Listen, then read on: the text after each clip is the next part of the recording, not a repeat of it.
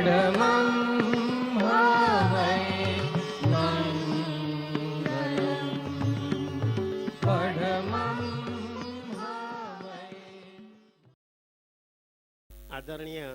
શ્રી ગોકુળભાઈ આપણને 4:45 એટલે લગભગ 45 મિનિટ સુધી સ્વાધ્યાયનો લાભ આપશે. આદરણીય શ્રી ગોકુળભાઈ.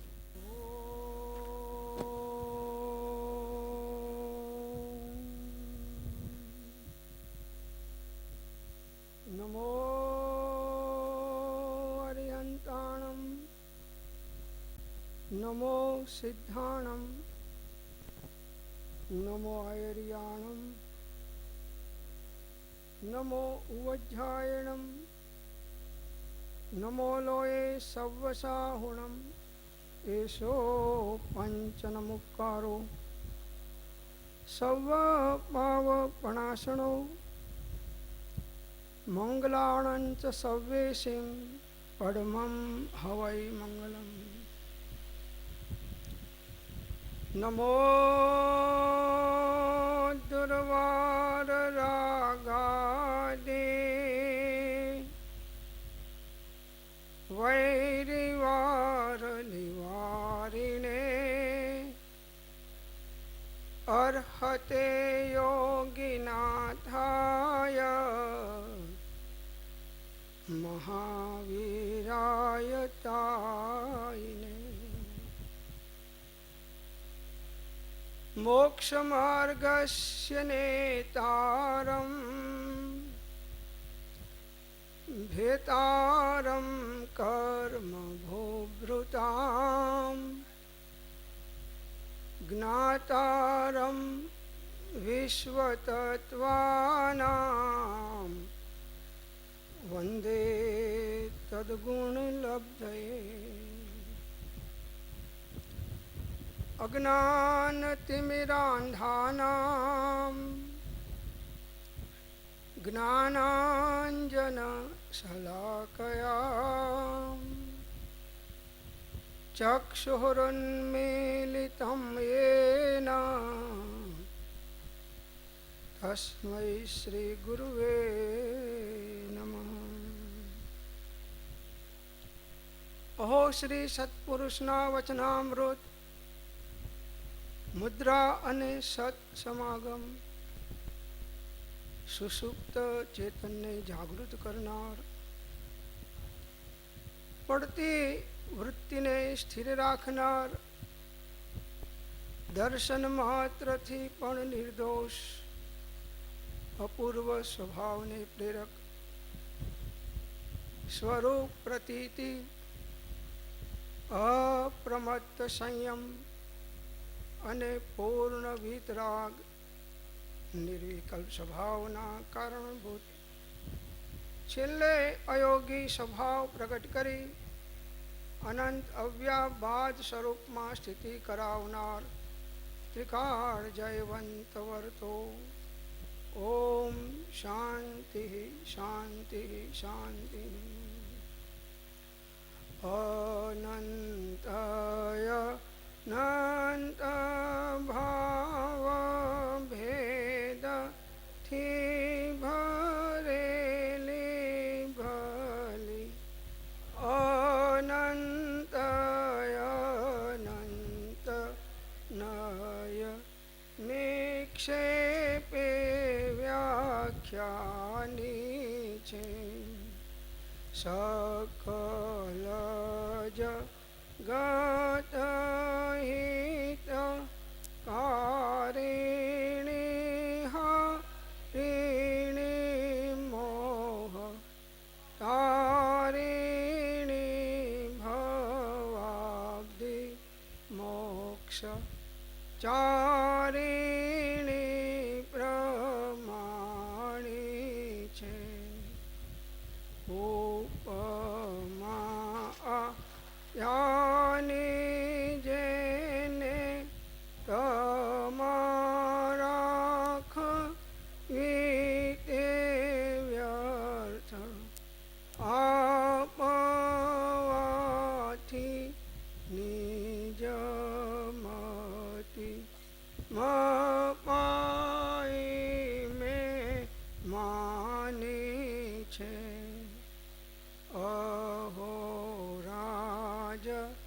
ચંદ્રબાલ ખ્યાલ નથી પામતાય જેને સ્વર તળી વાણી જાણી તેને જાણી છે ગોરો રાજ તળી વાણી જાણી તેને જાણી છે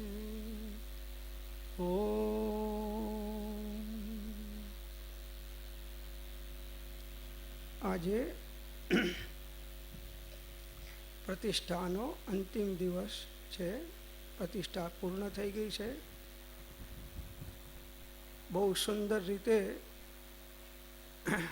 પ્રતિષ્ઠાનું સમાપન થયું છે. કોઈ પણ પ્રકારનું કોઈ નાનું અમસ્તું પણ વિઘ્ન આપણને આવ્યું નથી. બંને દિવસ અમી વર્ષા અમી છાંટણા પ્રતિષ્ઠાના દિવસે થયા છે.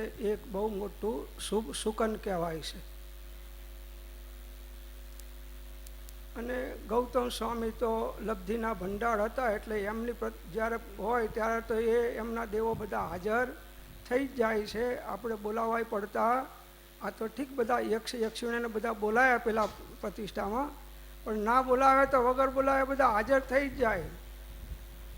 વડાપ્રધાન આવે પછી પાછળ આખી બધી એની જે ફોજ હોય એ આવી જ જાય છે. આ તો ઠીક છે, આપણે આટલા બધા લવિંગના નારિયેળ લાવે એટલે ચડાવ્યા બધાને, કોઈ વાંધો નથી. પણ ના ચડાવ્યા હોત તો એ તો બધા હાજર જ હોય છે. શું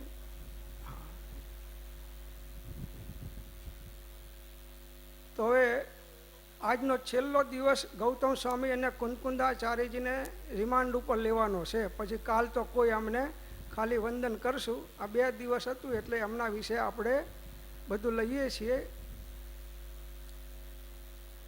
ગૌતમ સ્વામીનો પરમ કૃપાળુદેવ મોક્ષ માળામાં એક પાઠ મૂક્યો છે, રાગ. પાઠ 44મો રાગ. એના વિશે થોડું આપણે વિચારીએ છીએ.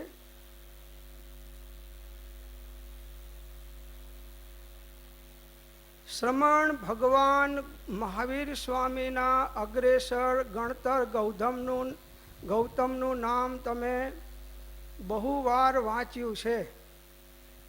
ગૌતમ સ્વામીના બોધેલા કેટલાક શિષ્યો કેવળ જ્ઞાન પામ્યા, છતાં ગૌતમ પોતે કેવળ જ્ઞાન પામતા નહોતા. કારણ ભગવાન મહાવીરના અંગ ઉપાંગ વર્ણ વાણી રૂપ ઇત્યાદિ પર હજુ ગૌતમને મોહિની હતી. નિર્ગ્રંથ પ્રવચનનો નિષ્પક્ષપાતી ન્યાય એવો છે કે ગમે તે વસ્તુ પરનો રાગ દુઃખદાયક છે. રાગ એ મોહિની છે અને મોહિની એ સંસાર જ છે. ગૌતમના હૃદયથી એ રાગ જ્યાં સુધી ખસ્યો નહીં ત્યાં સુધી કેવળ જ્ઞાન પામ્યા નહીં. રાગ 2 પ્રકારના છે. એક અપ્રશસ્ત રાગ છે અને એક પ્રશસ્ત રાગ છે. આ બંને રાગ વિભાવરૂપ તો છે જ, પણ અપ્રશસ્ત રાગ કરતાં પ્રશસ્ત રાગ એ અપેક્ષાએ સારો છે કે જે આપણે પ્રશસ્ત રાગ સાચા દેવ ગુરુ ધર્મ પ્રત્યે કરીએ છીએ એ રાગ વિતરાગતામાં ટ્રાન્સફર થઈ જાય છે.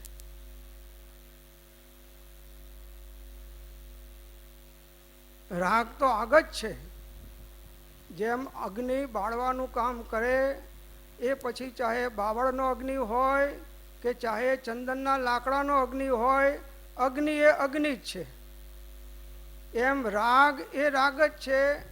રાગ એ વિભાવ જ છે અને વિભાવ ક્યારેય સ્વભાવ ભાવનું કારણ થાય નહીં.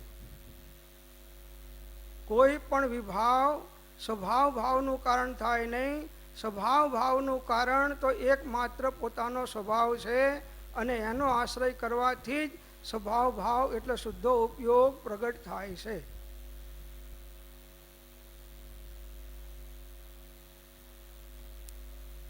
તો ભગવાન ઉપર ગૌતમ સ્વામીને મોહિની હતી. કઈ મોહિની હતી?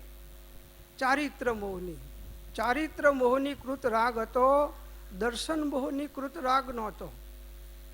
એટલે અલ્પ અસ્થિરતા હતી. આમ તો અંતરંગ ત્રણ કસાયનો અભાવ છે, અપ્રમત યોગીશ્વર છે, છતાં ગણધર પરમાત્માને જેવો મહાવીર સ્વામી પ્રત્યે પ્રેમ હોય કે વિતરાગ પરમાત્મા પ્રત્યે પ્રેમ હોય એવો પ્રેમ અને રાગ બીજા કોઈને હોઈ શકતો નથી. એટલો ઉત્કૃષ્ટ રાગ છે. રાગ કરવા જેવો તો નથી, પણ છતાંય કરવો પડે તો પરમાત્મા પ્રત્યે, ગુરુ પ્રત્યે, ધર્મ પ્રત્યે કરવો જોઈએ. રાગ કર્યા વગરનો તો આ કાળમાં કોઈ જીવ નથી. એમાં ગ્રહસ્થ દશામાં તો રાગ ના થાય એવું તણકારમાં કોઈને બનતું નથી. માટે પરમ કૃપાળુ દેવે આપણને મધ્યસ્થ માર્ગ બતાવ્યો કે રાગ કરવો નહીં, અને કરવો તો સત્પુરુષ ઉપર કરવો, સ્ત્રી પુત્ર ઉપર નહીં હો. આ પાછું સ્ત્રી પુત્ર ને સત્પુરુષ બે લગભગ કોમન વર્ડ જેવા થઈ જાય છે. તો સત્પુરુષ ઉપર કરવો, કેમ કે સત્પુરુષ તમારા પ્રત્યે રાગ કરશે નહીં અંદરથી. બે સામ સામે રાગ કરે તો મરી જાય.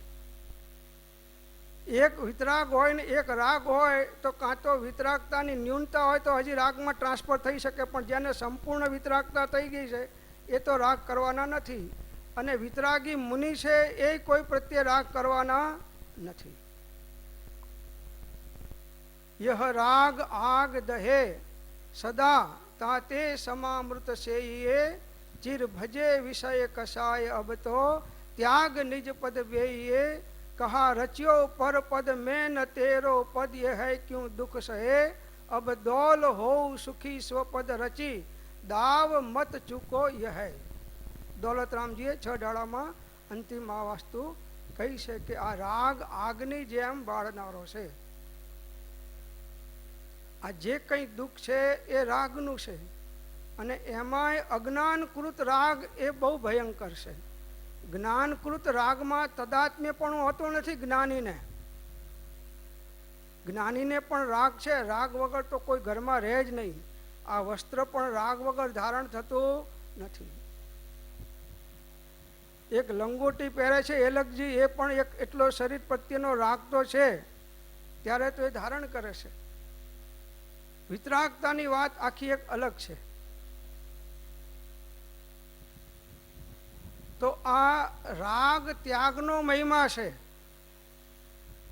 જે ગૌતમ સ્વામીની પ્રતિમાની આપણે પ્રતિષ્ઠા કરી એ રાગના ત્યાગનો અવસર છે. કેમ કે રાગી જીવ છે એની અંદરમાં નિરંતર આકુળતા વ્યાકુળતા રહેશે,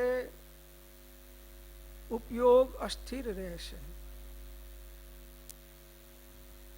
પંચાષ્ટિકાયમાં આચાર્ય ભગવાને મૂક્યું છે, તેથી ન કરવો રાગ જરીએ ક્યાંય પણ મોક્ષે છુએ વિતરાગ થઈને રીતે ભવ્ય ભવ સાગર તરે.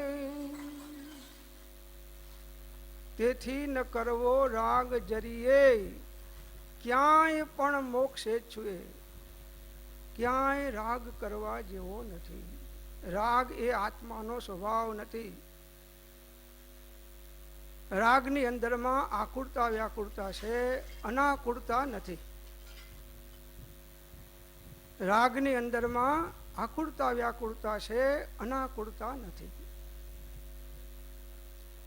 પણ જ્યાં સુધી આપણી એવી ભૂમિકા ન આવે ત્યાં સુધી આપણે રાગ કર્યા વગર રહેવાના નથી, અને રાગ થવાનો જ છે. આજ ગૌતમ સ્વામી જેવાને જો ગણધર ભગવાન જેવાને રાગ આવતો હોય તો હવે આપણે તો કંઈ સામાન્ય સ્થિતિમાં છીએ.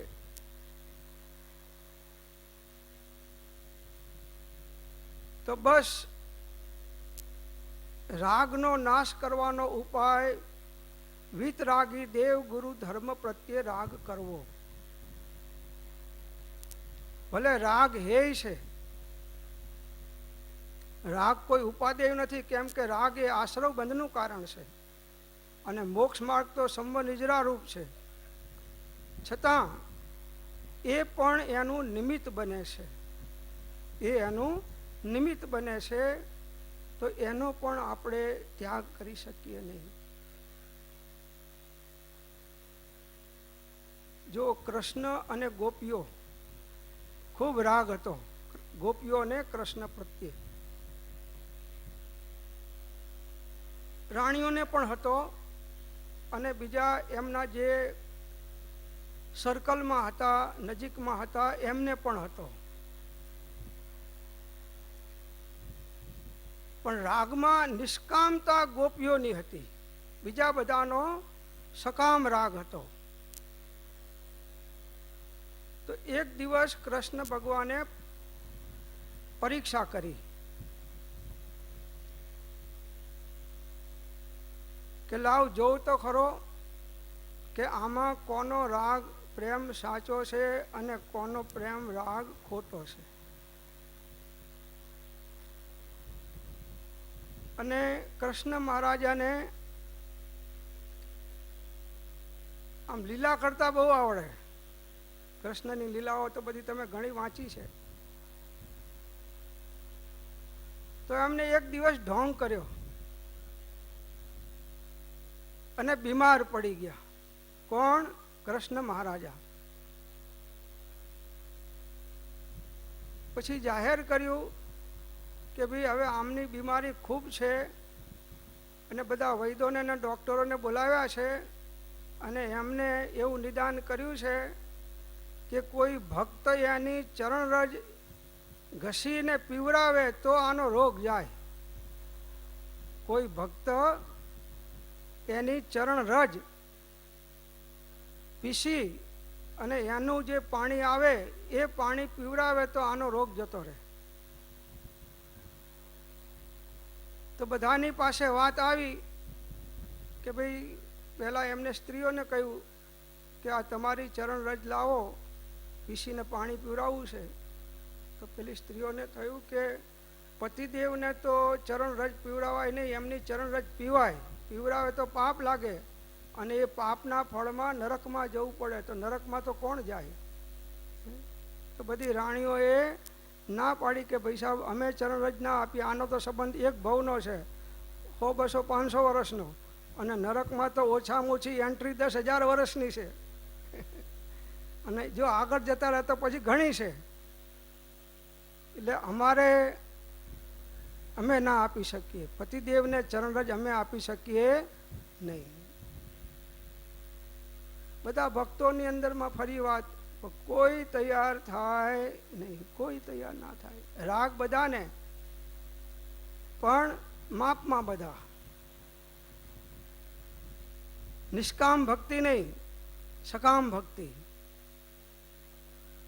પછી ફરતું પડતું છેલ્લે ગોપીઓ પાસે આવ્યું કે ભાઈ હવે કોઈ તૈયાર થતો નથી ને કૃષ્ણનો દેહ છૂટવાની તૈયારીમાં છે, તમે ગમે એમ કહીને પણ આ ચરણરજ આપશો તો જ આ બચશે. તો પેલા અમને કહે છે કે બચી જાય? તો કે આ ચોક્કસ બચી જાય. તો કે અમારો કનૈયો સાજો થતો હોય તો ભલે અમારે 7મી નરકમાં જવું પડે તો પણ અમે જવા તૈયાર છીએ. ભલે અમારું સર્વસ્વ એ છે. જો આવો રાગ ગોપીઓનો હતો એના કરતાં અનેક ગણો વધારે રાગ ગણધર ભગવાનનો, તીર્થંકર પરમાત્મા પ્રત્યે હોય છે, નિષ્કામ ભક્તિ. આપણે તો બધી શરત કરીએ કે સાહેબ તમે આત્મજ્ઞાન કરાવો તો તમારા રાગ કરીએ, તમારી જોડે જોડીએ. લગ્ન કરવા ગયા ત્યારે કોઈ શરત કરી હતી કે તને બાળકો થાય તો હું લગ્ન કરું? કરી હતી શરત કોઈની જોડે? સહજ છે, એ તમારા ભાગ્યની વાત છે. તો આ રાગ પણ આપણને ઘણી પ્રેરણા આપે છે કે દેવ ગુરુ ભક્તિ ધર્મ શાસ્ત્ર પ્રત્યેનો જો રાગ નહીં હોય તો વિતરાગતાનો સાચો અંશ પણ નહીં પ્રગટે અને એ બધું તમારું શુષ્ક જ્ઞાન થઈ જશે. આ ભક્તિ છે. ભક્તિના પદમાં પરમ કૃપાળુ દેવે પણ આ જ વાત મૂકી છે. કરશોક્ષય કેવળ રાગ કથા ધરશો શુભ તત્વ સ્વરૂપયતા નૃપચંદ્ર પ્રપા ચયનાંત દહો ભજીને ભગવંત ભવંત લહો ભજીને ભગવંત ભવંત લહો. તો શ્રદ્ધામાં તો રાગને સંપૂર્ણ નિર્મળ કરવો છે એવી જ હોવી જોઈએ, પણ જ્યાં સુધી એ પ્રકારની આપણી શક્તિ કે યોગ્યતા આવે નહીં ત્યાં સુધી વિતરાગ દેવ, નિર્ગ્રંથ ગુરુ અને પરમ દયામય ધર્મ એના પ્રત્યે જેટલો ઉત્કૃષ્ટ રાગ હશે એટલું તમને આત્મજ્ઞાન પ્રાપ્ત થવાનું સુલભ બનશે. જે મહાપુરુષોના દરેકના જીવન ચરિત્રો વાંચશો તો તમને ખ્યાલ આવશે કે એ બધાય પુરુષોને દેવગુરુ ધર્મ પ્રત્યેની ઉત્કૃષ્ટ ભક્તિ હતી. એ જ એમને સમ્યક દર્શનનું જ્ઞાનનું ચારિત્રનું કારણ થયું છે. તો ગમે તે વસ્તુ પ્રત્યેનો રાગ એ દુઃખદાયક તો છે. આ નિર્ગ્રંથ પ્રવચનનો નિષ્પક્ષપાતી ન્યાય છે કે જે જીવને રાગ હોય, જે વિતરાગતામાં શાંતિ અને આનંદ છે, એવી કોઈ પ્રશસ્ત રાગમાં પણ હોતી નથી. જો સૌધર્મ ઇન્દ્રને તમે જોયું કે કેટલો બધો પરમાત્મા પ્રત્યે રાગ હતો. સૌધર્મ ઇન્દ્રનું જોયું ને બધું. ભગવાનના જન્મ કલ્યાણકની અંદરમાં સૌધર્મનો અધિકાર ચાલે છે. ઘણી ભક્તિ ઉત્કૃષ્ટ એમની હોય છે, પણ છતાં એક વિતરાગી મુનિની નિર્વિકલ્પ સમાધિની આગળ એ રાગ પણ એ દશાની અંશ બરાબર પણ નથી. વિતરાગતા એ વિતરાગતા છે.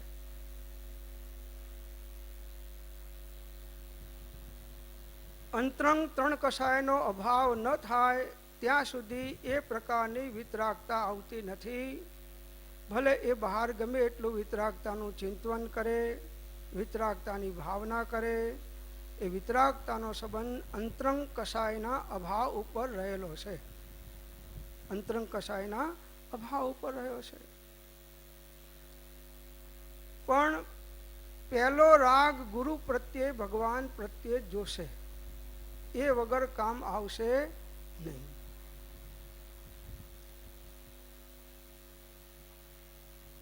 તો નિર્ગ્રંથ પ્રવચનનો નિષ્પક્ષપાતી ન્યાય એવો છે કે ગમે તે વસ્તુ પરનો રાગ દુઃખદાયક છે. રાગ એ મોહિની અને મોહિની એ સંસાર જ છે. ગૌતમ સ્વામીનો રાગ પણ મોહિની હતો. એ ચારિત્ર મોહિનીકૃત રાગ હતો, પણ મોહિનીનો એ ભાંગો તો છે. જેમ આનંદ ગંજી મહારાજે ધર્મનાથ ભગવાનના સ્તવનમાં કહ્યું, એક પખી કેમ પ્રીતિ વરે પડે, ઉભય મિલ્યા હું એ સંધિ જિનેશ્વર, હું રાગી હું મોહે ફંદિયો, તું નિરાગી નિર્બંધ જિનેશ્વર, ધર્મ જિનેશ્વર ગાઉં રંગ શું. આનંદ ગંજી મહારાજ ધર્મનાથ ભગવાનના સામે બેસી સ્તુતિ કરે છે કે હે ભગવાન, એક પખી કેમ પ્રીતિ વરે પડ્યા. એક પડખાનો પ્રેમ, એક વન સાઈડ લવ ક્યાં સુધી ચાલશે? ઘણા આપઘાત કરી નાખે છે, ખબર છે ને? વન સાઈડ થાય એટલે બહુ પછી સહન ના થાય અને પેલો સામું ના જોવે કે પેલી સામી ના જોવે, તો બેમાંથી એક અવશ્ય સાબરમતીના પૂરમાં ભૂસકો મારી દેશે, કાં તો રેલવેના પાટા ઉપર સૂઈ જાય છે. વન સાઈડ લવ. તો આનંદ ગંજી કહે છે કે સાહેબ આ ક્યાં સુધી ચાલશે? હવે હું તો કંઈ આપઘાત તો કરવાનો નથી પ્રભુ, પણ તમે સાહેબ 1% ખસો તો 99% હું ખસું તોય વ્યાજબી છે, પણ તમે ટસના મસ ના થાવ, જરાય આમ આંખ ઉઘાડીને ઊંચું ના જુઓ કે આનંદ ગંજી તું ઘણા વર્ષોથી ભક્તિ કરે છે, આટલો હાથ તો કરો. આ તો હાથ ઉપરને હાથ ચડાવીને દષ્ટિ બંધ કરીને બેસી ગયા છો પ્રભુ, ક્યાં સુધી ચાલશે? ઉભયે મિલ્યા હુએ સંધિ જિનેશ્વર. આપણે બે સામ સામે ભલે હા તમે ભગવાન છો એટલે તમે કે એટલો બધો જવાબ ના આપો, પણ 1% આમ આંગળી હાથ ઊંચો કરો, આંગળી ઊંચી કરો, આંખ ઊંચી કરો, કંઈક થોડું મોઢું મલકાવો. આ તો વિતરાગ છે. વિતરાગ મોઢું મલકાવે અને તો જ એની કિંમત છે, વિતરાગતાની જ કિંમત છે. આપણે જે નમસ્કાર કરીએ છીએ એમની વિતરાગતાને, વંદે તદગુણ લબ્ધયે, તમારા વિતરાગતાના ગુણોને, તમારા સર્વજ્ઞતાના ગુણોને, એને હું વંદન કરું છું. પછી પાછું જેમ ગૌતમ સ્વામીને જ્ઞાન હાજર થઈ ગયું એમ આનંદ ગંજને પણ જ્ઞાન હાજર થઈ ગયું કે હું રાગી અને હું મોહે ફંદ્યો અને તું નિરાગી નિર્બંધ જિનેશ્વર. પ્રભુ હું તો હજી ચારિત્ર મોહનીયકૃત રાગ મને છે, એટલે હું મોહનીય કર્મના ફંદામાં ફસાયેલો છું, અને તું નિરાગી નિર્બંધ જિનેશ્વર. પ્રભુ તમે તો નિરાગી નિર્વિકારી સચ્ચિદાનંદ સ્વરૂપ, સહેજાનંદી, અનંત જ્ઞાની, અનંતદર્શી અને ત્રૈલોક્ય પ્રકાશક છો. હું માત્ર મારા હિતને અર્થે તમારી સાક્ષીએ ક્ષમા ચાહું છું. બસ એમ ગૌતમ સ્વામીને પણ જ્યારે પરમાત્માની વિતરાગતાનું ભાન આવ્યું, ગૌતમ સ્વામીને બીજે મોકલી દીધેલા અને આમનો દેહ ત્યાગ થઈ ગયો. પછી આગળ કહેશે તો આવે છે કે ગૌતમના હૃદયથી એ રાગ જ્યાં સુધી ખસ્યો નહીં ત્યાં સુધી તેઓ કેવળ જ્ઞાન પામ્યા નહીં. પછી શ્રમણ ભગવાન જ્ઞાત પુત્ર જ્યારે અનુપમેય સિદ્ધિને પામ્યા ત્યારે ગૌતમ નગરમાંથી આવતા હતા. ભગવાનના નિર્વાણ સમાચાર સાંભળીને તેઓ ખેદ પામ્યા. વિરહથી તેઓ અનુરાગ વચનથી બોલ્યા, હે મહાવીર, તમે મને સાથે તો ન લીધો પરંતુ સંભાળ્યોય નહીં. આપણા ગુરુ જો આવું કરે, જો કે કરે નહીં તો વિતરાગી ગુરુ જ કરી શકે, પણ આપણા ગુરુ જો આવું કરે અને સામું જોવે જ નહીં તો તમારે ક્યાં ગુરુઓનો ટોટો છે.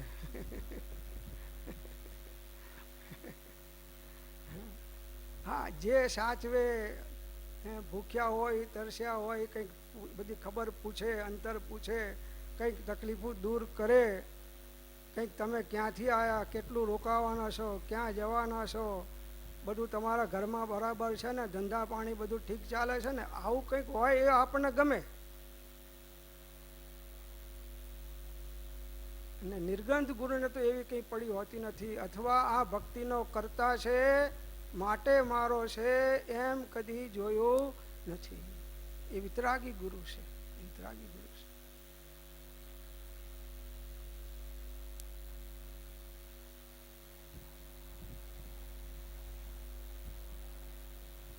તો ભગવાનના નિર્વાણના સમાચાર સાંભળી અને તેઓ ખેદ પામ્યા. ચારિત્ર મોહનીકૃત રાગ છે એટલે ખેદ આવે છે. ભગવાનને આપણે કહીએ છીએ કે ભગવાન કરુણાળુ છે, આમ કહીએ છીએ ને, તો કરુણાળુ છે એ કહેવું એ ભગવાનનું જે મહાત્મ્ય છે એ ઘટાડવા બરાબર છે. ભગવાન વિતરાગ છે, ભગવાનમાં હવે કરુણા રહી નથી, હવે પૂર્ણ વિતરાગતા થઈ ગઈ છે. એટલે કોઈ જીવ માત્ર પ્રત્યે કિંચિત માત્ર પણ કરુણા હોય તો એ કેવળ જ્ઞાની ના હોય, અને કેવળ જ્ઞાની હોય એને કિંચિત માત્ર પણ અંદરમાં કરુણા ના હોય, એ પૂર્ણ વિતરાગ હોય. વ્યવહારમાં ભક્તને કહેવાની બધી છૂટ છે ભક્તિમાં, પણ વાસ્તવિકતા આમ છે. વિરહથી તેઓ અનુરાગ વચનથી બોલ્યા. જો ભગવાનને આમને વિરહ આપવો તો, જ્ઞાનીઓ ઘણા જીવોને વિરહમાં પકવે છે, વિરહથી પાકે છે, અને વિરહથી એમનું કામ થાય છે. હે મહાવીર, તમે મને સાથે તો ન લીધો પણ સંભાળ્યોય નહીં, મારી પ્રતિ પ્રીતિ સામે તમે દ્રષ્ટિ પણ કરી નહીં, આમ તમને છાજતું નહોતું, મને સંભાળ્યો નહીં. જતી વખતે સાહેબ, છેલ્લી વખતે તો સંભાળવો હતો.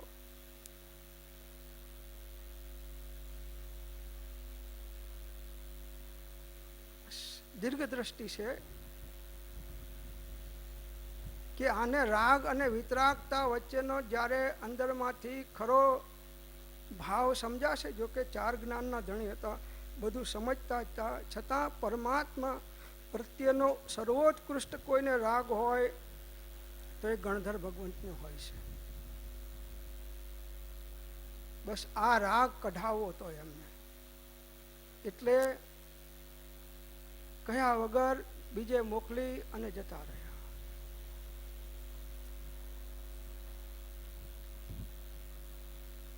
એવા તરંગો કરતા કરતા તેમનું લક્ષ ફર્યું.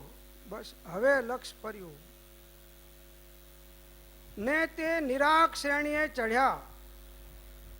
હું બહુ મૂર્ખતા કરું છું, એ વિતરાગ, નિર્વિકારી અને નિરાગી તે મારામાં કેમ મોહિની રાખે? પરમાત્મા તો વિતરાગ છે, નિર્વિકારી છે, નિરાગી છે, એ મારા અંદરમાં રાગ અને મોહિની કેમ રાખે? એની શત્રુ અને મિત્ર પ્રત્યે કેવળ સમાન દ્રષ્ટિ હતી. કોની? મહાવીર સ્વામી પરમાત્માની.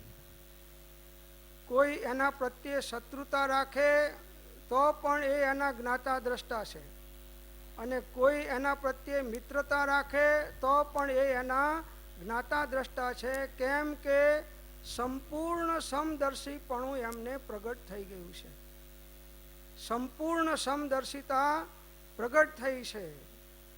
એટલે આપણે અપૂર્વ અવસરમાં પણ બોલીએ છીએ ને, શત્રુ મિત્ર પ્રત્યે વર્તે સમદર્શિતા, માન અમાને વર્તે તેજસ્વ ભાવ જો, જીવિત કે મરણે નહીં ન્યોના ધીકતા, ભવ મોક્ષે પણ શુદ્ધ વર્તે સમભાવ જો, અપૂર્વ અવસર એવો ક્યારે આવશે? પહેલા આ પ્રકારનો બોધ ભગવાને ઘણી વખત ગૌતમ સ્વામીને આપેલો. પ્રમાદના પાઠમાં આવે છે કે સમયમ ગોયમ માપમાએ, હે ગૌતમ, તમે એક સમયનો પણ પ્રમાદ કરશો નહીં. પ્રમાદ એટલે સ્વરૂપ અનુસંધાન છોડશો નહીં. ઉપયોગ આત્મામાંથી ખસેડી અને અન્ય જગ્યાએ લગાડવો એ બધો પ્રમાદ છે. ક્યાં સુધી પ્રમાદ હોય છે? 6ઠ્ઠા ગુણસ્થાનક સુધી તો હોય છે બુદ્ધિપૂર્વકનો, પછી પણ અબુદ્ધિપૂર્વકનો પ્રમાદ રહેશે. એ સંપૂર્ણ પ્રમાદનો નાશ જ્યારે અંદરમાં સંપૂર્ણ મોહનીય કર્મનો ક્ષય થાય છે ત્યારે એને થાય છે.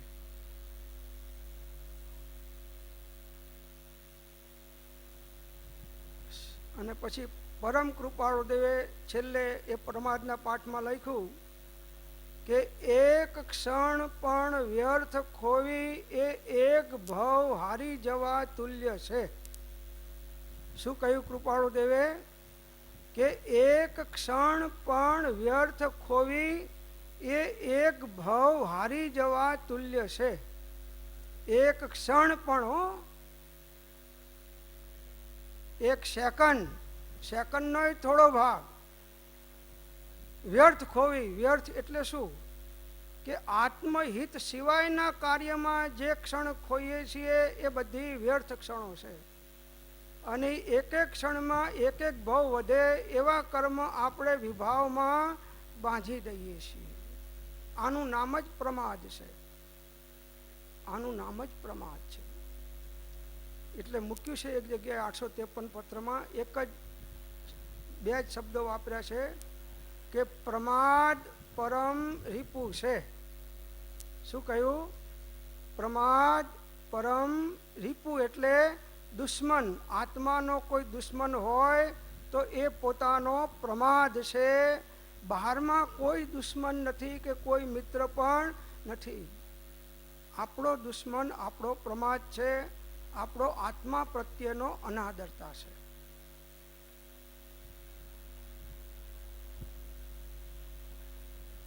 તો તમે કહો કે સાહેબ અમે એક પળ તો ક્યાં વ્યર્થ ખોઈએ જ છીએ. આખો દિવસ સાહેબ જાય છે. પળ હોય તો હજી મેં વિચાર કરીએ, પણ હવે આખા દિવસનો તો કેવી રીતે ફેરફાર થાય? બસ ખાવું પીવું હરવું ફરવું, આ પેલા આવે આમની જોડે વાતચીત કરી, આમની જોડે વાતચીત કરી, આમની ગમે ત્યાં રહે. પણ જો જીવ ક્યાંક પર સંપર્કમાં પડે છે એટલે આત્મદ્રષ્ટિ ખોઈ નાખે છે. પર સંપર્ક થતાં આત્મદ્રષ્ટિનું વિસ્મરણ થઈ જાય છે. વર્ણિજી મહારાજે કહ્યું છે, સહજાનંદજીએ, પરવશ બંધ બંધ દુઃખ કારણ કરત અહિત ભારી. ઓ સ્વામી કરત અહિત ભારી. પરમ બ્રહ્મ કા દર્શન, પરમ બ્રહ્મ કા દર્શન, ચૌગતિ દુઃખ હારી. ઓમ જય જય વિકારી.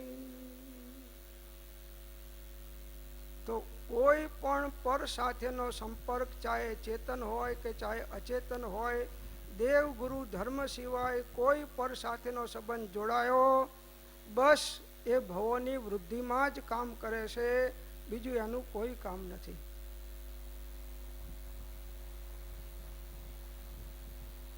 તો લક્ષ ફરી ગયું ગૌતમ સ્વામીનું. તે નિરાગી શ્રેણીએ ચઢ્યા. હું બહુ મૂર્ખતા કરું છું. એ વિતરાગ, નિર્વિકારી અને નિરાગી તે મારામાં કેમ મોહિની રાખે? એની શત્રુ અને મિત્ર પણ કેવળ સમાન દ્રષ્ટિ હતી. હું એ નિરાગીનો મિથ્યા મોહ રાખું છું. હવે મને પણ આ ચારિત્ર મોહ કેવળ જ્ઞાનમાં બાધક થાય છે. માટે હું પણ આ મોહ મિથ્યા રાખું છું. મોહ સંસારનું પ્રબળ કારણ છે. કર્મ અનંત પ્રકારના, તેમાં મુખ્ય 8, તેમાં મુખ્ય મોહનીય. હણાય તે કહું પાઠ, કર્મ મોહનીય ભેદ 2, દર્શન ચારિત્ર નામ. હણે બોધ વિતરાગતા, અચૂક ઉપાય. આમ આ અચૂક ઉપાય છે. બોધ અને વિતરાગતા, સમ્યક જ્ઞાન અને સમ્યક ચારિત્ર. એમ વિચારતા વિચારતા તેઓ શોક તજીને નિરાગી થયા. એટલે અનંત જ્ઞાન પ્રકાશિત થયું અને પ્રાંતે નિર્વાણ પધાર્યા. બસ આ વિચારની શ્રેણીમાં ચડ્યા અને બધોય શોક હવે છૂટી ગયો. હવે વિતરાગતાની અંશની વૃદ્ધિ થઈ. જે કડી ખૂટતી હતી એ પૂર્ણ થઈ અને એ શોક તજીને નિરાગી થયા. બસ. પણ આપણને આટલું કહ્યું તોય ગૌતમ સ્વામીનો પ્રત્યેનો હજી રાગ છૂટતો, અને રાગ નહીં છૂટે ત્યાં સુધી આ નિરાગી થવાશે નહીં. અનંત જ્ઞાન પ્રકાશિત થયું અને પ્રાંતે નિર્વાણ પધાર્યા. અને વિતરાગી થવા માટે આવો રાગ જરૂરી છે. પાછો એમ ના માનશો કે ખોટો કર્યો છે. આવો રાગ આવ્યા વગર વિતરાગ થવાતું. જો કુંકુંદાચાર્ય ભગવાનને પણ આવો રાગ આવ્યો છે કે હે ભગવાન, આ પંચમ કાળમાં તમારા દર્શનના અમને વિરહ પડ્યા. સાક્ષાત કેવડીનો અભાવ છે. હે સાહેબ ભરત ક્ષેત્રમાં હું અવતર્યો. હે સાહેબ એટલું ઓછું પુણ્ય. હે સાહેબ જ્ઞાની વિરહ પડ્યો યા કરો. હે સાહેબ જ્ઞાન રહ્યું અતિ ન્યૂન. એક વાર મલને મોરા સાહેબા. હે સાહેબ ભરત ક્ષેત્રમાં અવતર્યો, આટલું ઓછું પુન જો મહાવિદ્યમાં ઉત્પન્ન થયો હોત તો પ્રભુ તમારા સમોસણથી બહાર કેવળ જ્ઞાન ના થાય ત્યાં સુધી બહાર નીકળત નહીં. ઓછું પુન જ્ઞાની વિરહ પડ્યો આકરો. અને જ્ઞાન રહ્યું અતિ ન્યૂન, બહુ ન્યૂન છે. પંડિતજીએ કાલ કહ્યું હતું બધું કે અત્યારે જ્ઞાન કેટલું છે આપણી પાસે, બહુ ન્યૂન છે. એક પૂર્વધારી પણ કોઈ સાધુ સંતો કોઈ નથી, એક પૂર્વધારી પણ બહુ ઓછું છે.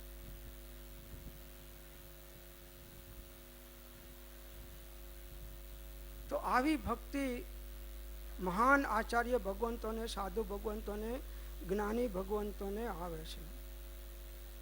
બસ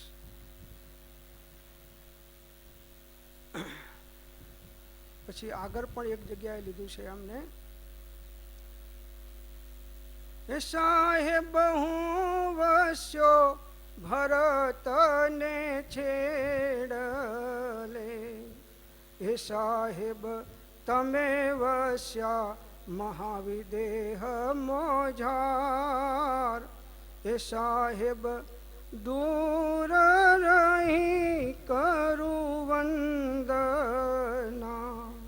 હે મને ભવસાગર ઉતારો પાર. એક વાર મલને મોરા સાહેબા. હે સાહેબ હું ભરત ક્ષેત્રના છેડામાં પશ્ચિમ ભાગમાં અમદાવાદની નજીક કોબામાં પડ્યો છું. હે સાહેબ હું વસ્યો ભરતના છેડલે અને તમે વસ્યા મહાવિદે મોજાર. દૂર રહી કરું વંદના. પ્રભુ મને ભવ સાગર ઉતારો. જો આ ભક્તિ છે, આ રાગ છે.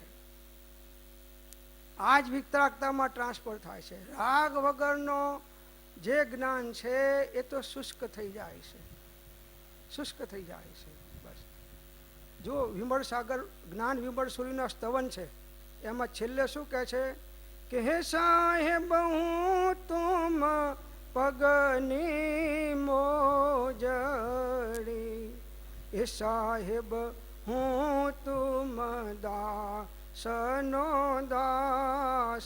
હે સાહેબ જ્ઞાન વિમલ સૂરી એમ કહે. હે મને રાખો તમારી પાસ. એક વાર મલને મોરા સાહેબા. હે ભગવાન, હે સદગુરુદેવ, હું તો તમારા પગની મોજડી છું. આ ચામડાના મોજા જોડા સીવડાવી અને તમને પહેરાવું તો પણ હું તમારો ઉપકારનો બદલો વાળી શકું એમ નથી. હે સાહેબ હું તુમ પગની મોજડી અને હું તુમ દાસનો દાસ. તમારા દાસનો દાસનો દાસનો દાસ છું. પ્રભુશ્રીના પત્રો વાંચજો કૃપાળુદેવ ઉપરના. તમારી દાસીની દાસીની દાસીની દાસીની દાસી. હે પ્રભુ પાંખો કેમ ના આપી કે ઉડીને તમારા ચરણ કમળમાં પડું.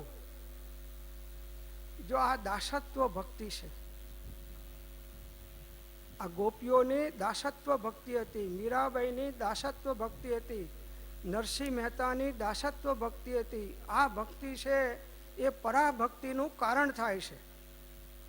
આ ભક્તિ એ પરાભક્તિનું કારણ થાય છે. આવી ભક્તિ કુંકુંદાચાર્યજી પ્રભુને આવી, હે પ્રભુ તમારો વિરહ પડ્યો છે અને હવે કોની પાસે જઈને અમે પોષણ પામીએ? બસ એ વિરહમાં ને વિરહમાં લબ્ધ્યો પ્રગટી છે અને વિદેહ ક્ષેત્રમાં જઈ 8 દિવસ રહી પરમાત્માનો બોધ દિવ્ય ધ્વનિ સાંભળી અનેક કેવડી શ્રુત કેવડીઓનો સમાગમ કરી અને અહીં ભરત ક્ષેત્રમાં આવી અને આમને એ આ બધા પંચ પરમાગમોની રચના કરી છે.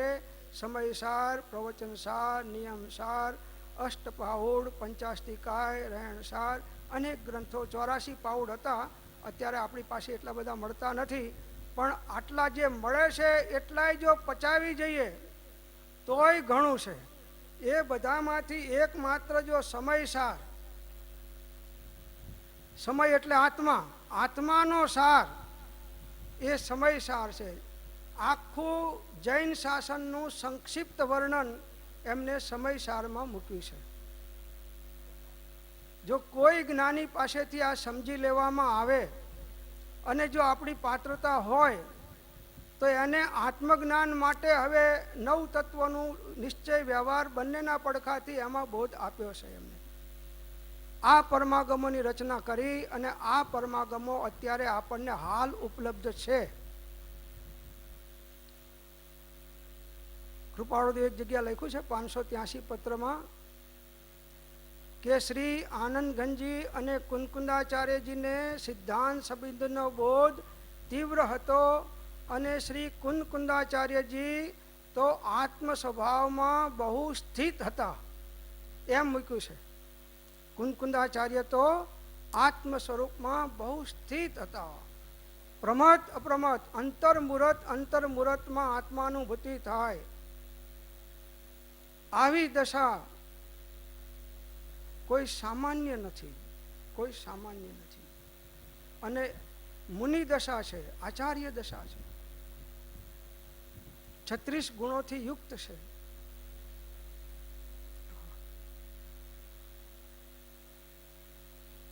પરમહંસ વિતરાગ દશાના પરમહંસ છે. ઊંઘની અંદરમાં પણ વધારે અપ્રમત યોગીશ્વરોની ઊંઘ હોતી નથી. જો ઊંઘ પણ અંતર્મુહૂર્તથી વધારે થઈ જાય તો એ ગુણસ્થાનક એમનું રહે નહીં. આવી સ્થિતિ એમની હતી. અને પરમ કૃપાળુદેવને સમ્યક દર્શનમાં નિમિત્ત કોઈ વચનો થયા હોય તો એ કુંકુંદાચાર્યજીના વચનો છે. હે કુંકુંદાદિ આચાર્યો, તમારા વચનો પણ આ પામરને સ્વરૂપ અનુસંધાન થવા માટે નિમિત્તભૂત થયા છે.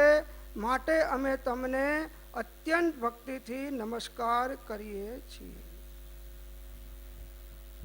જો એ જ વચનો આપણી પાસે છે, જે વચનોથી પરમ કૃપાળુદેવને જેનું નિમિત્ત પામી અને સમ્યક દર્શન પ્રાપ્ત કર્યું છે, એ વચનો આપણી પાસે છે. અને એ અનુભૂતિ કરીને આ ગુજરાતી ભાષામાં આપણને બધી આત્મસિદ્ધિને આ બધા પદો અને પત્રો આપ્યા છે. બધી વસ્તુ એમની જ છે. તો કુંકુંદાચાર્યજીનો જે કંઈ પરમાર્થ માર્ગમાં નિર્ણય કે બોધ છે, એ જ બોધ પરમ કૃપાળુદેવનો હોય. કૃપાળુદેવનો બોધ અને કુંકુંદાચાર્યના બોધમાં કોઈ તફાવત નથી. આમને ગુજરાતી ભાષામાં આપ્યો છે, પેલા એ પ્રાકૃત ભાષામાં આપ્યો છે. પરમ વિતરાગ જેવો બોધ અમને વારંવાર સાંભળી આવે છે. એટલે અમે તમને અને ગોસલિયાને લખીએ છીએ. સૌભાગભાઈને કહેશે કે પૂર્વે મળેલા જ્ઞાનીનો યોગ જેમ નિષ્ફળ ગયો એમ વર્તમાનમાં પણ જો તમે પ્રમાદ કરશો તો આ વર્તમાનમાં મળેલો જ્ઞાનીનો યોગ પણ તમને નિષ્ફળ થશે, નિષ્ફળ જશે. આ કુંકુંદાચાર્યના વચનો જો, પરમ કૃપાળુદેવના વચનો જો તો જીવ જાગી જાય એવું છે. આખા જન્મ જરા મરણના ફેરા ટળી જાય એવું છે. એક ભવ જુગાર ખેલો એક ભાવ. આઠમના દાડે તો બહુ જુગાર રમ્યા, પણ હવે આ એક ભાવ જુગાર ખેલો, એક એક ભાવ બસ. પરમ કૃપાળુદેવના વચનો છે એ અમારામાં ને વિતરાગતામાં કોઈ ફેર ના જાણશો. વચનામૃત વિતરાગના પરમ શાંત રસ મૂળ, ઔષધ જે ભવ રોગના પણ કાયરને પ્રતિકૂળ. તો જ્ઞાનીના વચનને વિતરાગીના વચનમાં કોઈ ફરક ના હોય. જે વિતરાગના વચનો છે જ એને ઝીલી અને જ્ઞાની ભગવંતોએ સાદી સરળ ભાષાઓમાં રચનાઓ કરી અને આપણને આપી છે. તો આપનો સમય થઈ ગયો છે એટલે વિશેષ તો હું નથી લેતો. ઓમ શાંતિ શાંતિ શાંતિ.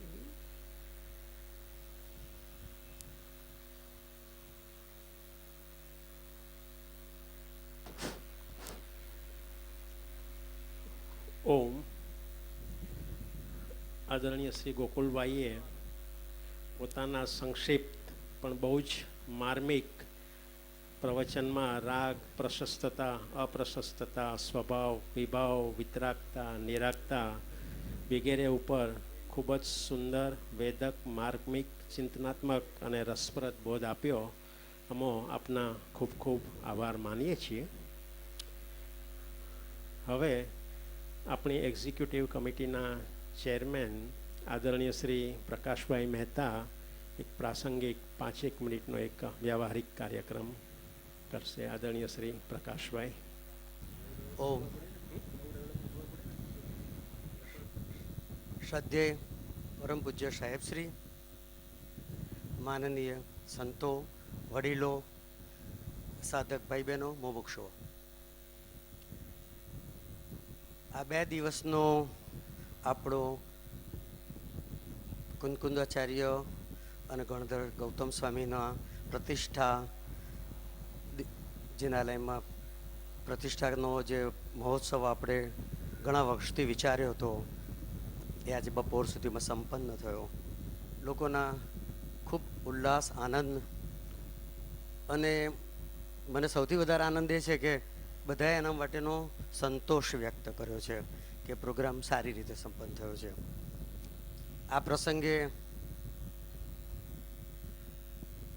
મને ખાસ ઉલ્લેખ કરવાનો થાય કે જેણે ખૂબ મહેનત કરી છે, ખાસ કરીને દેરાસરની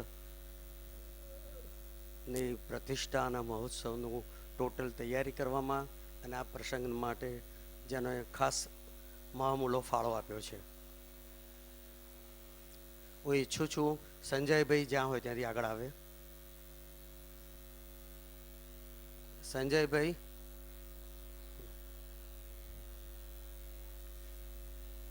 આવો આવો. અરુણભાઈ,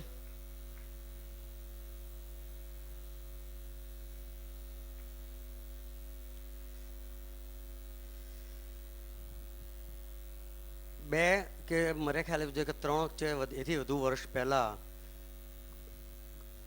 પ્રતિમાજીઓ આપણે ત્યાં આવી હતી. સાહેબજીને ઘણા વખતથી દરેક વખતે એમ જ થાય કે એમનો પ્રતિષ્ઠા કરવી છે, કેવી રીતે કરવી, ક્યાં કરવી. આજ જિનાલયમાં કરાય કે બહાર કરાય, ચોકની બહાર કરવી, બધા ઘણા પ્રયત્નો, ચર્ચાઓ થયા પછી નક્કી કર્યું 3 મહિના પહેલાં કે બસ ના, હવે આ કોઈ ફિક્સ ડેટ કરશો તો જ થશે, અને કર્યું. પછી ઘણા પ્રયત્નો હતા કે આ દેરાસરમાં શું કરવું. એક વિચાર આવ્યો હતો કે આપણે બહુ સૌથી પહેલાં જયંતભાઈની જ સલાહ હતી કે પહેલાં નાનું હતું, પછી આપણે 10 વર્ષ પહેલાં મોટું કર્યું. બધા કહે કે હવે એનાથી મોટું કરો, પણ અમારા જયંતભાઈની ઈચ્છા તો કે એવું એટલું કરવાની જરૂર નથી. પણ કમલભાઈ મંગલદાસ આપણા આર્કિટેક્ટે પણ ખાસ કહ્યું કે ના, જરૂર નથી જ. જે નાની સરખી સૂચનાઓ કરી કે એને મોટું દેખાય એવું કરો. કન્સ્ટ્રક્શન મોટું કરતાં પહેલાં સૌ નાની સૂચ છે, અને એ મુજબ શરૂ કર્યું. ગોખની ડિઝાઇન સોમપુરા સાથે બોલાવવાનું, ત્યાંથી સંજયભાઈએ સાથ શરૂ કર્યો. ઓછામાં ઓછા 3, 4, 5 જુદા જુદા ડિઝાઇનો નક્કી કરી, કેન્સલ કરી, જોઈ આવ્યા, ગોતામાં કેટલી જગ્યાએ ગયા, ઓર્ડર પણ આપ્યો ટેમ્પરરી, છતાં એનું કામ જોયા પછી કેન્સલ કર્યું. પરિમલભાઈએ કહ્યું કે ના, જયપુરના સારા આર્ટિસ્ટ છે અને આપણે બધી જવાબદારી સંજયભાઈને સોંપી. અમે બધા સાથે ગયા, મકરાણામાં જોયું અને આજથી 1.5 મહિના પહેલાં જે ડેડલાઇનથી શરૂ કર્યું છું, મને લાગે છે કે સંજય એક પણ દિવસ સારી રીતે ઊંઘ્યો નથી.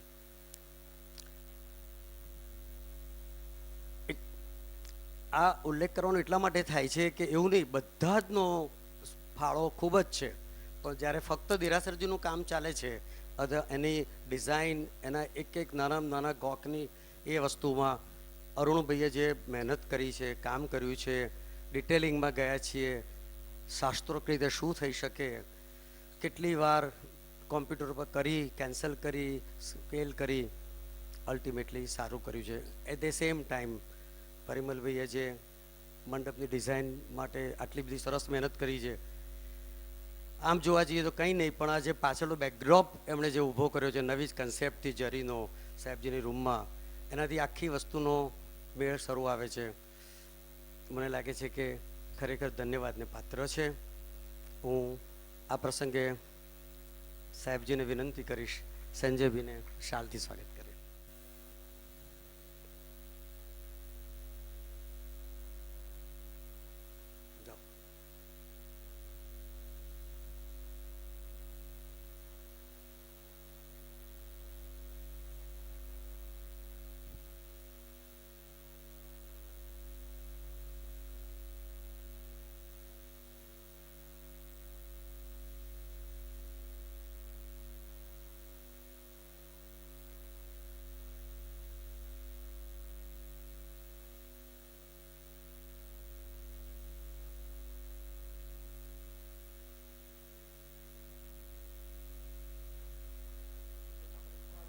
હા, નક્કી જય.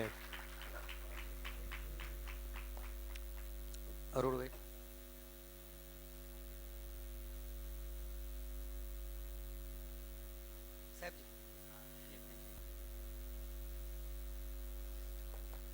નાનામાં નાની ડિટેલમાં માપ લઈને ઉપરથી મકરાણામાં એમણે જે અરુણભાઈએ જે કામ કર્યું છે, આ જેટલી શોભા અને એ દેખાય છે, એઝ એ એન્જિનિયર તરીકે એમનો ફાળો ખૂબ જ છે.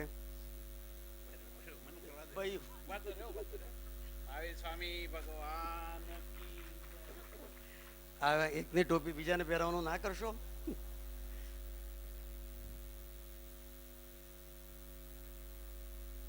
મને આવું લાભ સૌભાગ્ય મળે છે. સદગુરુ દેવ કી જય. આ જે કંઈ પણ કામ થયું છે એમાં પ્રકાશભાઈનો ફાળો અને એની લીડરશિપ છે એ બહુ અદ્ભુત છે. એવું કહેતા મને બહુ આનંદ થાય છે. ઓમ. એવું છે, આખા પ્રસંગમાં એ આખું ટીમ વર્ક હતું. મને બહુ જ આનંદ છે અથવા ગૌરવ છે કે અમારું આખી જે કોર કમિટીના બધા લોકોએ કામ કર્યું છે, બધાના નામ દઈએ તોય કંઈક ઓછા પડે એવું છે. અને બધાએ પોતપોતાની ડ્યુટી એટલી બધી સુંદર રીતે કરી છે. થોડીક થયો હશે, 3 વર્ષથી સંસ્થાનો વહીવટ હું કરું છું. મારા એકદમ કડક સ્વભાવને લોકો અનુકૂળ થયા છે, એ જ મને નવાઈ લાગે છે શા માટે થયા. પણ હમણાં જ વીણાબેન જોડે વાત કરતો હતો, ખબર નથી પડતી, કોઈ પણ વ્યક્તિ સાથે કામ કરતા પહેલાં જરાક ધમકાવવાની મને ટેવ પડી ગઈ છે અને ખબર નથી, આંખમાં આંસુ આવી જાય એવું છે. પણ એ લોકોનો એટલો બધો પ્રેમ અને કામ કરવાનો. શરદભાઈ જસવાણીની વાત કરું, સો ડેડિકેટેડ પર્સન. એમને ધારો કે નાનામાં નાનું કામ કહ્યું કે ભાઈ આ ચંપલનું કરવાનું છે, પણ મનમાં અંદરથી ખાતરી જોઈએ કે થઈ જ હશે, એમાં કંઈ પૂછવાનું ના હોય. એ રીતે અશોકભાઈ જે અંતરિક્ષવાળા છે કે નહીં અહીંયા ખબર નથી, ઓકે, પણ એવા બધાના કંઈક નામ લેવાનો સવાલ નથી, પણ જેનો પણ અમે કહીએ, આખી અમારી એક્ઝિક્યુટિવ કમિટીના બધા જ માણસોનો જે ફાળો છે, જે પોતાનું સમજીને કર્યું છે, કદાચ સદગુરુની કૃપા એ જ કામ કરે છે. વરસાદ છેલ્લા 4 દિવસથી અટકતો જ નહોતો, દિવસ રાત આવ્યો છે. એમાં કેટલી મુશ્કેલી પડી છે અમને ખબર છે. શા માટે આ બહાર પ્લેટફોર્મ બનાવવું પડ્યું, પાણીનો નિકાલ કેવી રીતે કરવો, પણ સત્પુરુષોનું યોગ બળ કામ કરે છે એ રીતે બધું કામ થઈ ગયું છે અને આ સંપન્ન થયો. ખરેખર અદ્ભુત છે.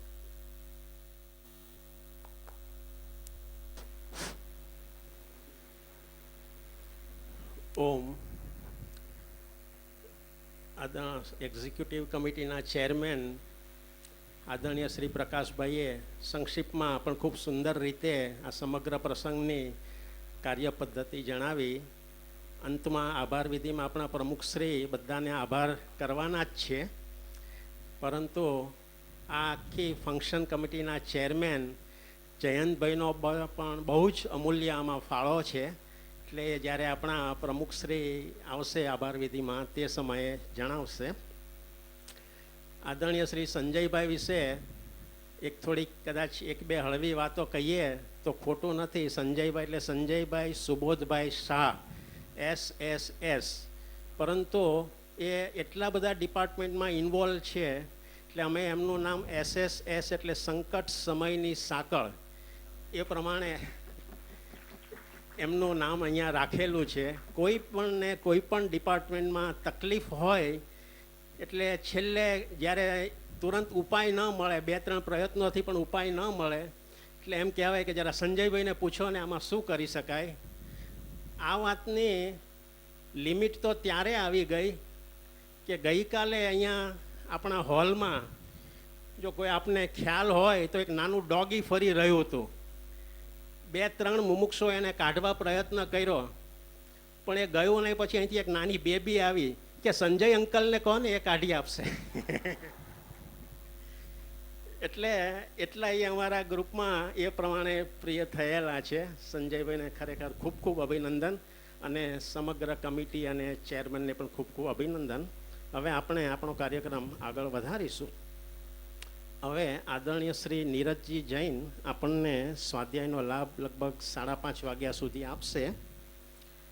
શ્રી નીરજજી જૈન, આપ શ્રી સતના મધ્યપ્રદેશથી પધારો છો.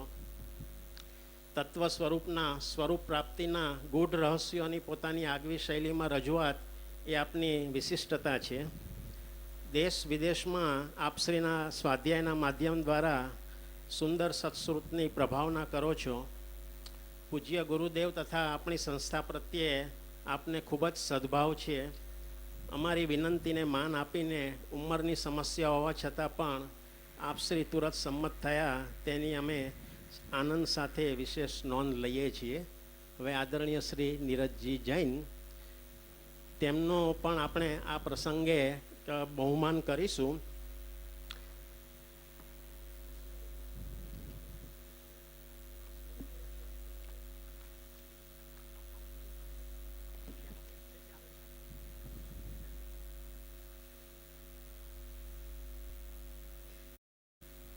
આદરણીય શ્રી મહેન્દ્રભાઈ ખંદાર તથા આદરણીય શ્રી નવીનભાઈ શાહને વિનંતી કે આપ શ્રી આદરણીય શ્રી નીરજજી જૈનનું સન્માન કરશો.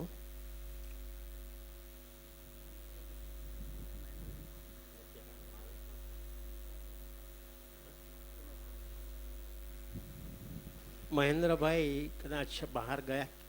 આદરણીય શ્રી સુરેશજી રાવલ, આદરણીય શ્રી સુરેશભાઈ રાવલ, આપશ્રીને વિનંતી કે આપશ્રી સ્ટેજ પર પધારશો અને બહુમાનમાં સદભાગી થશો.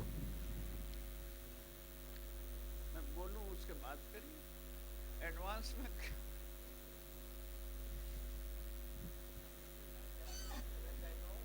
अच्छा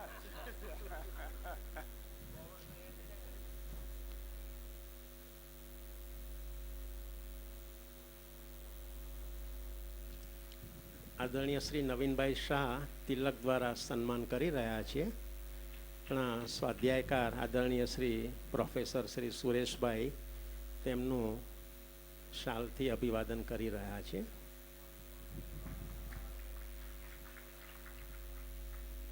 ખૂબ ખૂબ ધન્યવાદ.